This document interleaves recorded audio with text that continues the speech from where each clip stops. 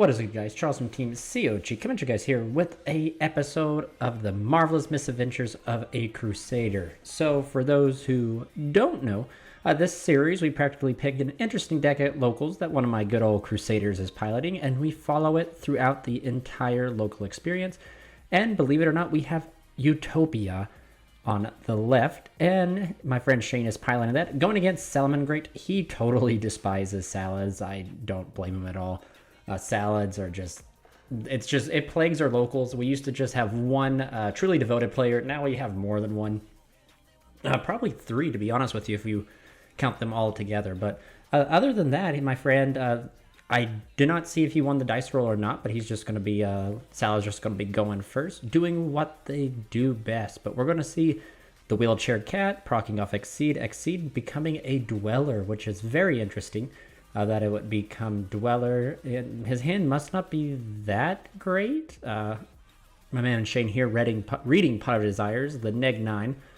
Checking his hand. I don't know if he has any hand traps in there or not, but Desires is going to resolve, drawing him 2 more cards. You most normally want to see Sunlight Wolf, but it seems like he's just going to relink into another Balinx.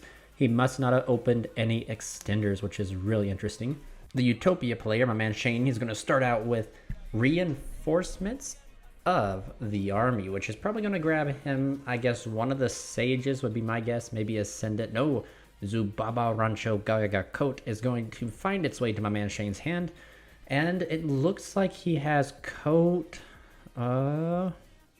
something. It looks like he had Generation Force as well, which would let him search out Import, etc., XYZ Change Tactics. It looks like he has, Gaga, the dwarf, but he's going to use Zexal Construction, revealing Zexal Interest, which he does not have to reveal. Reveal is not cost, but he's going to go ahead and get the Zexal Ascended Sage here, which is one of my favorite cards out of Lightning Overdrive.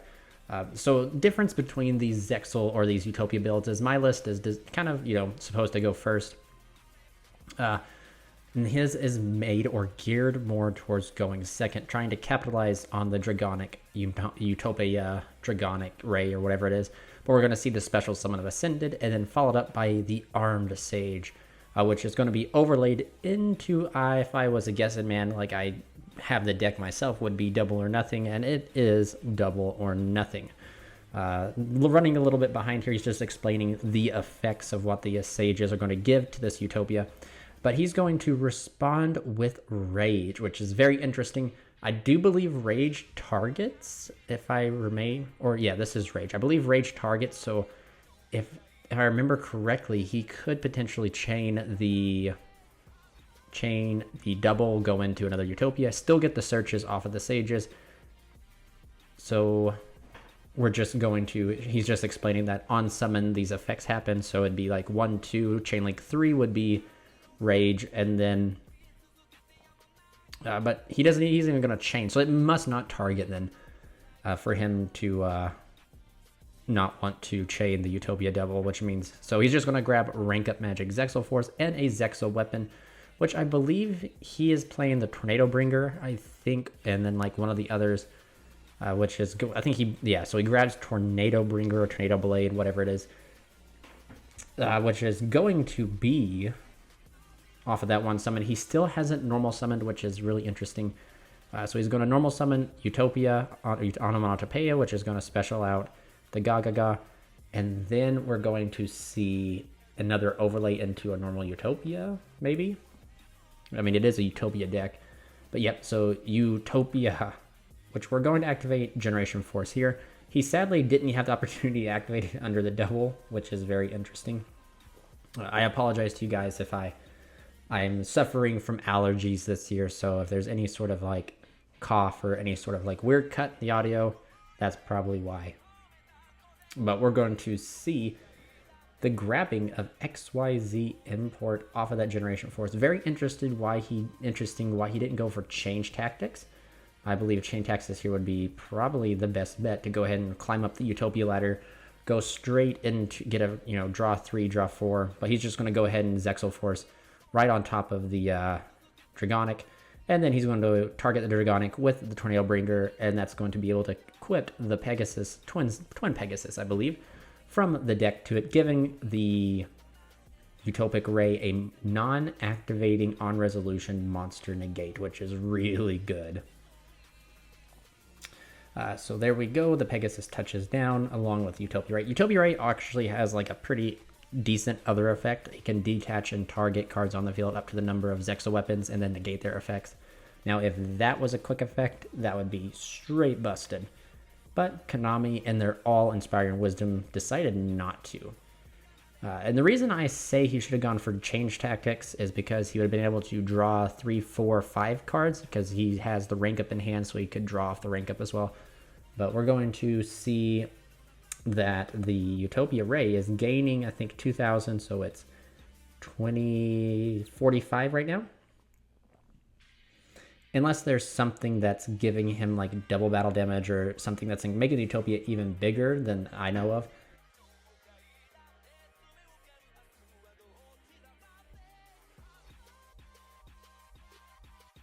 My man Shane is just reading the Salamangreat cards. I don't know which one that was. I kind of missed it in the glimpse. But we're going to see here. I don't even notice what that one is. That must be like an older one that's not played too often. So we're going to see the Utopic Draconic Ray be smacked into the Baylings, which is going to be protected by the other wheelchair cat that is in the graveyard. He's going to set XYZ import and pass it over to him. So right now we're going to see Will of the Salamangreats, which every Salamangreat player always top decks her Will or just has Will. But we're going to see a link now into Sunlight Wolf. Well, he must have ripped the Will off the top of the deck. What a straight G, man. We're going to see the reincarnation link of another Sunlight Wolf. And then Sunlight Wolf is going to be able to target or add back. However, I think my man Shane here is going to respond with Pegasus. And then Jack or Will is going to be activated now. I believe Will or Falco is just going to be activated, returning a Sunlight Wolf to the extra deck. There we go. And then Jack Jaguar is going to come out, I believe, through Will. We're going to see a link 2 into, I believe, Update Jammer would be the correct. Yep, there it is. The only thing Salads can do going second. So we attempt to see Inperm in the same column, but he can't Inperm. Good catch by my man Shane, because the Utopia cannot be targeted. So he almost, it was almost a complete blowout there, believe it or not, because Inperm has to target the Utopia, and I believe Trinobringer says it can't be targeted, so there is not a valid target for the Inperm to be able to target. So he's going to XYZ import, or not really equipping, but attaching the Sunlight Wolf as XYZ material to the Utopic Draconic Ray. And now that Update Jammer is just there. But in most cases, this kind of wraps it up because Salads can really only make access code going second. That's why we try not to get too mad at locals, because it's the only thing the deck can really do going second. And that might change now due to Morastalio coming off the list. However, right here, he's just kind of caught with his pants down. He just has Update Jammer, and that's it. But conveniently, my man Shane rips off the top a Zexal Interest, which is a monster reborn for the strategy. So he could, in theory, reborn out a Utopia, smack on another one of the sea cards, and then smack lightning over top of it. But we're going to see another smack here, and we're just going to wrap it up here and move into the next game. My man Shane in the Utopia taking game 1 from Salads. For those who don't know the story about this Crusader, is we went to a regional back when Salads was really prominent, like one of the top decks, and when we went and did that, the Salad strategy was super prominent, along with Sky Strikers and Orcus, I believe. But conveniently, my man Shane ended up playing against, I believe, 5 out of the 9 rounds or 8 rounds that we had at that regional. He played against that many Salads. So he has a very big hate for this deck. So it's we always give him crap that he's going to probably kill every Salad player that's within distance of him. So conveniently, he ends up playing quite a few of them at this locals, and it's just bad for my man Shane. He activates Onomonoto Pickup, grab it in Onomonoto Para, activate Onomonoto Para, pitch in the Tornado Bringer that he has in his hand. Now this is the perfect Ash bait or Ash target. However, the Salad player either is holding it or did not open it, which I don't know about your guys' Salad players at your guys' locals, but our Salad players always have Ash. It's just destined to happen. But we're going to see the normal summon of the Onomatopia, your Utopia Onomatopia, Then we're going to see Armed Sage be special summoned. And then it seems like the Onomatopoeia is going to be activated, summoning out, I believe, nothing. He's just going to imperm. But that is okay, because if he has Gaga Code or Zubancho in the hand, he can just activate it to special summon itself. Because the ability that allows the Utopia Onomatopoeia to become all the names is not an effect, that's a condition. So we're going to see the summon of Zubaba Coat. I think we might also see, my guess would be a Utopia Zex or double maybe. That's like the first play that every Utopia deck goes, as we go double. Yeah, so this double touches down. Armed Sage is going to allow him to grab his choice of Zexal weapon from deck. But he's going to, on that chain, maybe he's not even using the Sage. Okay, yeah, he's not even using the Sage. He's just going to go ahead and turn into the Draconic Utopia. And he detached, I believe it was the Armed Sage. I can't see because of the glare there. It's so hard in locals to be able to get like the perfect angle, but this was one of the perfect angles. That's Slifer Mail, I believe, or Pegasus Spear, Unicorn Spear, one of the ones. But Zubaba is going to reborn out the Onomatopoeia. We're going to see an overlay into, I believe, Dweller, maybe Giant Hand. Yep, Giant Hand. Giant Hand is such an underrated rank 4. I mean, like, when you think of rank 4s, Dweller and Tornado Dragon come to mind, but, like, Giant Hand is extremely busted, too. The Unicorn Spear is going to target the Utopia Dragonic Ray. Ray is going to trigger equipped in the Pegasus from the deck right to it. So right now, my man Shane has 2 monster negates, one activating and one that's non-activating, which is should be pretty decent. It gives him the ability to stop a access code if it decides to try and come down. So Pegasus is just straight crazy, because like you get these overconfident salad players that are locals who are like, we chain blocked our effects, but we're like, ha ha ha, Pegasus doesn't care if you chain block. We can negate whatever we want. And conveniently, I don't think it comes up here in this match, simply because the man, as you guys can see, opened Sanctuary. But he's going to normal summon Spinny, turn it into the Wheelchair Cat. And then on the Wheelchair Cat, he's going to XYZ import right away, right on top of it, sucking up the Wheelchair Cat. So right now, we put the opponent on Better Have Will. And you never want to put a salad player on that, because they always have will. And yes, right there is the will. Monster reborning back at the Spinny. And here comes the second Wheelchair Cat. Parallel Exceed is going to activate here. We're going to see Giant Hand respond to the Exceed on the field. However, I think I would have probably hit the Exceed in the hand with Pegasus, maybe. Because now he's getting that monster on the field, so now he technically can go into Transcode Talker, and it's getting pretty worried. But I have a absolute hatred for this deck, because it's simple yet very mid-range. So it's just the fact that the deck has so many 1-card or 2-card simple like play lines to get you to like busted cards like Access Code that made me despise this deck. So like now, like our entire locals is practically like bring down Salad. We're going to see a whack there, a huge whack for, I believe, since he used Utopia double, I believe it's like huge. It's like 5,000, 7,500 or something like that, which is crazy if you really think about it. But that's the power of Utopia double. You always got to remember that double like doubles the attack, hence the name. But we're going to Giant Hand, keeping that, deciding not to go on the aggressive side with the Giant Hand, which is interesting.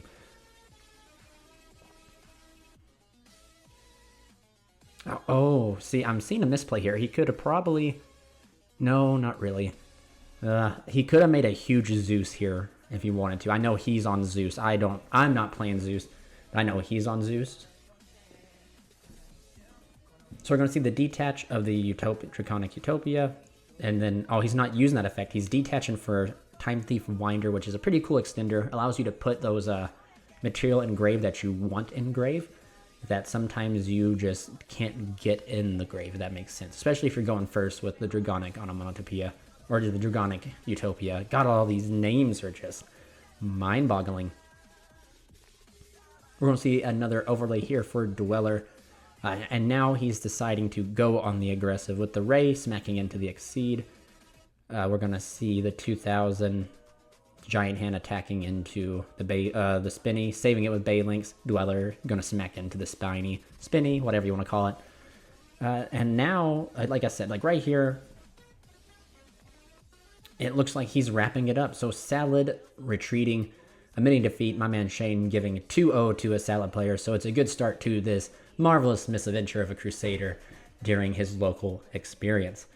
Not too shabby. I think this was a 3-round event, so we're just going to move on here to the second round. So guys, not only did my man who hates Salad with a passion get Salad round 1, you're not going to believe this, but he got Salad round 2 as well.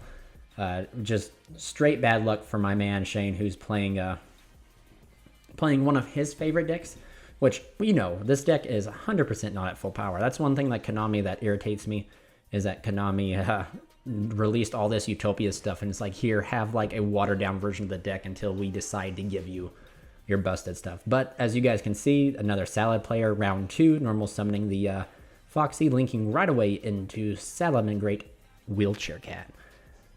Activating the Sanctuary, pitching for Foxy, and then Pot of Neg 9 going to get the man some free resources.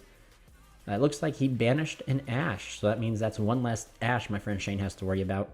But he's going to link into Sunlight Wolf here. He seemed to open a little bit better than the previous Salad player. Reincarnating link into Sunlight Wolf. Bouncing back the Sunlight Wolf for the Jack Jagger. He has the moves. Going into Baylinks. And then it looks like we're going to see a Nibiru. That is rough. That's probably like one of the only hand traps that truly, outside of Ash Blossom, truly hurt the Salamangreat strategy. But it looks like the Salad player opened 2 Cosmics and like 2 traps, which we can only assume an Imperm or maybe like a Rage or Roar. But my man Shane top decks into another Nibiru, normal summoning the Utopia Onomatopoeia, and he's going to crash into the token, which has 0 defense, and then smack for 3,000 to the face. We're going to see a match of set 3 to the Salad player set 3, and we're going to call by the grave the Foxy during the Salad player's turn. Then, as we know, they always have Will. Will of the Salamangreat going to be activated, summoning back the Baylinks. Then we're going to see Baylinks be relinked into another Baylinks, which is he's going to put back a Baylinks, I believe, for the moves like Jagger. There he is. The moves like Jagger, Spinny coming back out. Cosmic Cycloning the middle card, which is very interesting. Banishing it, paying 1,000, which is XYZ import. Dead right now because the man didn't have the ability to put out 2 rank 4s. However, he is just climbing up this ladder, trying to go for access code, because again, the only thing that Salamangreats really can do going second is making access code. So he's doing it, but he's going to reveal another rock, and that token's just going to be given right back to him. Both reading the rock, like, come on guys, like, the rock, it's not too hard to understand. He was past 5, and it just gains all the attacks. So he's having 0 defense though, because he had links, and he's going to pass it over to my man Shane. So hopefully my man Shane can draw into something. It does not look like he drew into anything. So the rock over the token. Was that another rock? No, that's the Pegasus. Okay, so conveniently he has to pass it over to my man Nick, who is the Salamangreat player. But as long as they have that circle, they're still in the game. They can just get Monster Reborn, Monster Reborn, Monster Reborn. And this time the Sunlight Wolf is going to be Monster Reborn. It looks like the summon of Sunlight Wolf, the Fowl, the chicken in the hand is going to be summoned. Then we're going to see a link 3 into Heat Leo. Heat Leo going to shuffle back the set card, which must not be anything worth a hoot. Otherwise, it looks like it was another Change Tactics, or not Change Tactics, import. Again, Would be good if he happened to put an XYZ on the field. However, we haven't seen that yet. But he's going to use Heatlio's effect, I believe, to target a fire monster. That's the relinked effect, I believe. To target a fire monster, and he's going to make that monster become the attack of it. So he's going to make the rock become the attack value of the wheelchair cat, which has 500, I believe. We're going to see the moves like Jagger yet again. Endless recyclability from this card, just being able to continually put back the extra deck to allow our Salmon Great player to grind this game out. So we're going to see, I believe, a lot of damage go through. The rock just plowed over. Sad for my man Shane, he didn't draw the other rock. Third rock would probably be pretty good in this scenario here. But we're going to see a link into Balinks, which is pretty good. I swear he has a Roar set, which is pretty cool. Roar or Rage, one of the two. Which is putting the Salmon Great player in a very good standpoint. So my man Shane just passing, he draws Gazelle, man. Maybe now you guys will see why we hate Salad players that are locals. They are just some of the most luckiest people you guys can ever meet. So he top decks Gazelle. Right here, my man Shane should just go ahead and wrap it up, but he's being a sport. I mean, he's got the damage. Right now, all the Salad player is doing is toying around, playing with his food, which my mom always taught me never to play with my food. But he must not have had the same type of teachings that I had. So we're going to see a wrap it up and a move on here into game number 2 in Salad's favor this time. All right, so game 2 here, we're going to see Zexal Construction activated. He doesn't have to reveal for cost. However, it is going to go through. He is probably going to grab a Armed Sage here. I wonder if he's choosing to go first just because he doesn't want Salad to go first and have to play through all that searchable, ridiculous back row. So he's going to Special Summon Ascended, followed up by Armed. This right here is pretty decent. He has a 2 Generation Force, I believe, or 1. He's going to go double and then use the effect of Ascended and Armed in conjunction with each other, allowing him to get a Zexal weapon but get a Zexal weapon and a normal rank up spell. Tornado Bringer along with rank up magic Zexal Force will be added to our man's hand. And I believe we shall see the Utopia Devil activate its effects, allowing him to climb up into Draconic. We're going to see the smackdown of Generation Force, allowing him to search out XYZ Import. So right here, we're going to see a lot of drawing follow suit.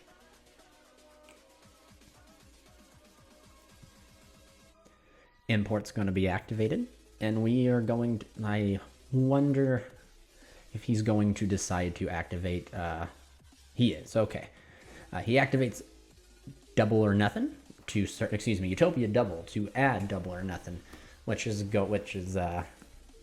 kind of an engine requirement, I would say. I mean, like, you're not really, I mean, you can attack directly with Utopia, especially in those simplified game states, but for the most part, it's just to get off Utopia's Double's effect, which is, practically rank up into any Utopia monster you want, and especially with the new ones coming out, such as Leo Ray and number 99 Dragnar, the deck is going to be phenomenal in, like, using the Utopia Double's effect.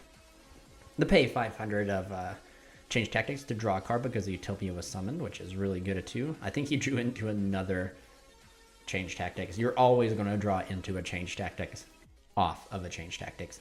It's just destined to happen here. Or I think we're going to see Utopia the Shining. Yep, there he goes. Pay 500, draw again. He draws into another import, which is pretty good. I think he has 2 imports in his hand, which is like two forms of interruption right now, which is really good. But we're going to see the rank up magic Zexal Force. Going to turn it into the Draconic Utopia Ray, which right here, the Zexal weapon should stack. We might have a little misplay here. Yeah, we do have a misplay. The Zexal, magic Zexal is not like a if effect. It has to be able to stack. And I believe he could have drew another card here too. Like, so technically he would get the Pegasus, but he'd also get the other Zex Weapon to his hand, and then you just banish for the rank up to draw another card. So still no foul, no lost in a way here. Pegasus is going to touch down. And currently, this is probably one of the most upsetting, like, to be honest with you, the most upsetting thing about Utopia. So, like, he opened the Sages, and the Sages just gets you to this, which is not really good. However, in the future, like, this is going to be so much better because we're going to see the Sages get you to, like, 2 or 3, maybe even up to 4 interruptions from a card, which is just crazy. So we're going to see the normal summon of Buffalo. He's going to link it off into the Wheelchair Cat. I personally believe I would have fired off on the Buffalo because he's just going to be able to chain block so many things here. But again, right now with Pegasus, he doesn't really care what he can do. So he's just going to use Pegasus to chain block the Bailings, which the poor man has PTSD. You never stop the Bailings. Let Bailings go through, because right now we're probably going to see an Axis Kotaker probably come up, poke its head, and just clear this entire board, which is sad to say. But I do believe he still does have set another import, so he's doing pretty good here. So hopefully that is another import. The man, if it's not an import, then, like, again, it just shows the luck of, like, it just straight up shows the luck of Salad players being able to hit that 50-50 chance. It must not be an import, sadly. Otherwise, I believe he would have used it already. But right here, it's not looking good for our Utopia player. It looks like we're going to see the whacking of access code, and everything just kind of goes. And it looks like that was not an import, but swings twice. Poor Utopia player eating the brunt of that right there. A few mistakes there was not really any mistakes on his part. The Salad player just got lucky in hitting the 50-50 with the Cosmic Cyclone, and then I'd say, like, the only misplay was him using Pegasus to negate Balinks. I believe that was just a shotgun fear of Salads that came through. But moving on into the next game, and I believe the final game of this episode of the Marvelous Misadventures of a Crusader, we are seeing Cyber Dragon versus Utopia. Core grabbing Repair Plant, and Machine Dupe. Oh man, this must be what it'd like to chew 5 gum. Wow, so Machine Dupe onto the Core, getting 2 more Cyber Dragons, which is going to be extremely good for him. Overlay into Nova, and then he can't detach from Nova, though, which is very interesting, simply because he doesn't have a valid target in the grave. So if there we go. Into Almirage, detach Nova, since he has a valid target, brings back the Cyber Dragon. Overlay into Infinity, set 1 Cyber Repair Plant. Maybe he's going to grab Galaxy Soldier. Yeah, there it is. The Galaxy Soldier. If he has another light in his hand, he can discard for it, and then end on, like, Infinity plus Pallades. I think the set card might be the trap, but he just passes. Onomatopoeia, pitching the Pegasus, which is one of the main bricks in the deck, to be honest with you, is the Pegasus. You never, ever want to see this card in your hand, but you will see it more times than not. But we're going to see Onomatopoeia get negated by this Infinity. Normal summon of Utopia.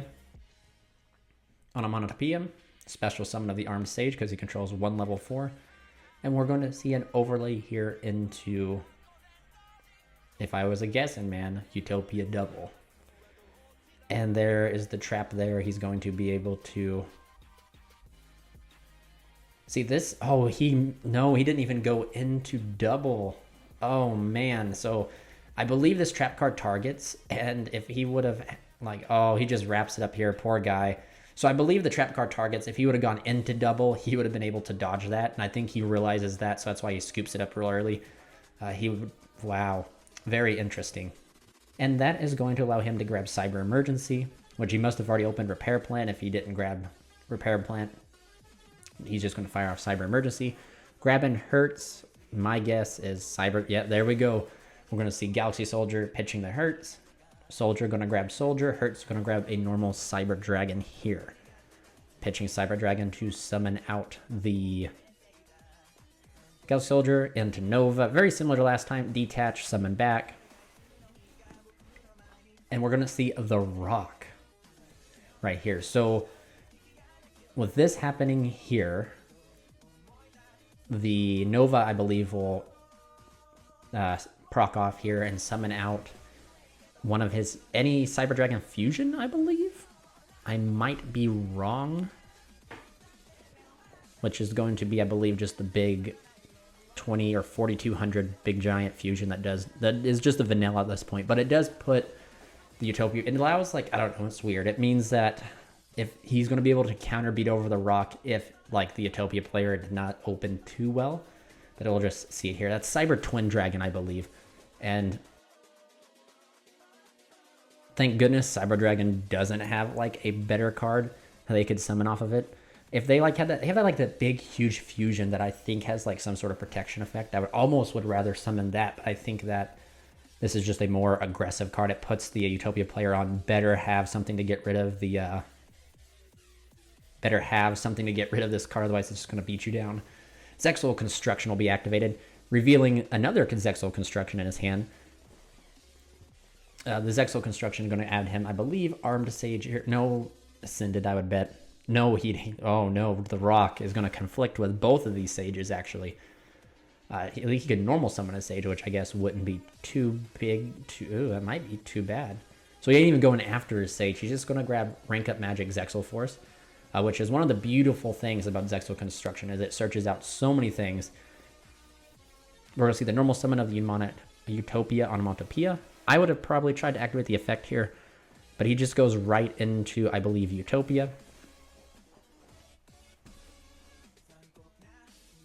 Rank Up Magic Zexal Force. Going up into Utopia Ray. So this card's really cool. He's going to be able to pop, I believe, the token and burn him for that much damage. Or I think I don't know if I'd go after the token. I would probably went after Cyber Twin and then plowed over the token if I could have.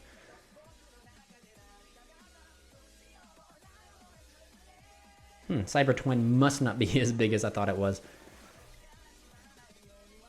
We're going to see this set here. My man forgetting that Rank Up Magic Zexal Force needs to go, and forgetting to stack too, which is very, very important kind of in this scenario, because his next draw should be a Zexal weapon. I don't know if it'll hinder the game state or anything, but it's very easy to forget. We're going to see the Relinquished Anima come down. Yep, the card's right here in the zone. He's going to chain to it, though, equipping it before it has the ability to suck it up, which is, which is good and bad, a good counter for it, but it just got to be conscious of zones, I guess. And we're going to see Nastor come down, bringing back out the Nova just for the Infinity, which is going to suck up that probably Utopia Ray, if I was a guessing man. Or maybe you suck up the Rock. Nope, you suck up the Ray. So then that means I bet these other two are probably going to have to be turned into Seeger. There we go. And the Seeger's going to have to boost to plow over the rock. So we're going to see plow over the rock. And then that might be it for this game here. So again, guys, thank you guys so much for watching. Appreciate all you guys for hanging around. This was a marvelous misadventures of a Utopia player. This is Charles from Team COG, signing out.